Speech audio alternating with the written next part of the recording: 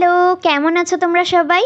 গত বছর 19th April আমার হাজবেন্ডের বার্থডেতে এই কুরচি ফুলের গাছটা কিনেছিলাম। আর এবছর 19th এপ্রিল গাছটায় ফুল হয়ে গিয়েছে। এই দেখো, এটা গত বছরের ছোট্ট গাছটার ছবি। গাছটায় এত সুন্দর এবার সাদা আর সুগন্ধি ফুল হয়েছে, বাগানে গেলে এই গন্ধে মনটা ভরে যাচ্ছে। এবছর জন্মদিনেও কিন্তু এই গাছ কেনার রিচুয়াল বাদ যায়নি। ওর বার্থডের দিন সন্ধ্যেবেলায় আমরা দুজনে বেরিয়ে পড়েছিলাম নার্সারিতে, আর টুকটাক আমার পছন্দ মতো কিছু গাছও আমায় কিনে দিয়েছিল।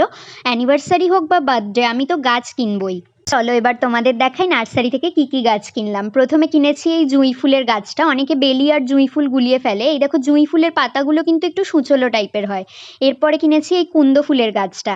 আমার জুঁই কুন্দ দুরকম গাছই ছিল টবে লাগানো, 1 বছর ধরে প্রচুর পরিমাণে ফুলও পেয়েছি। তারপর হঠাৎ করে জানি না টবেই গাছগুলো শুকিয়ে গেল। আমি বরাবরই সিজনাল ফ্লাওয়ার্সের তুলনায় পার্মানেন্ট গাছগুলোকে বেশি প্রেফার করি। এই দেখো, এগুলো আমার গত বছরের জুঁই আর কুন্দ ফুল। হঠাৎ করে আমার গাছগুলো শুকিয়ে গেল, তো বড্ড খারাপ লেগেছিল, তাই ভাবলাম অন্য গাছ না কিনে এই দুটো গাছই আবার কিনি।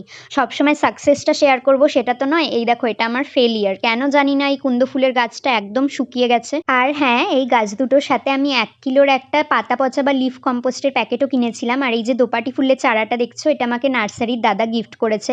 আমি যখনই ওই নার্সারিতে যাই, আন্টি বা দাদা আমায় অলওয়েজ কিছু না কিছু গিফট করতে থাকে, আর ওনাদের ব্যবহারও খুব ভালো। তোমরা শান্তিনিকেতন এলে অবশ্যই ভাগ্যলক্ষ্মী নার্সারি ভিজিট করো। চলো আজ আসছি, টাটা।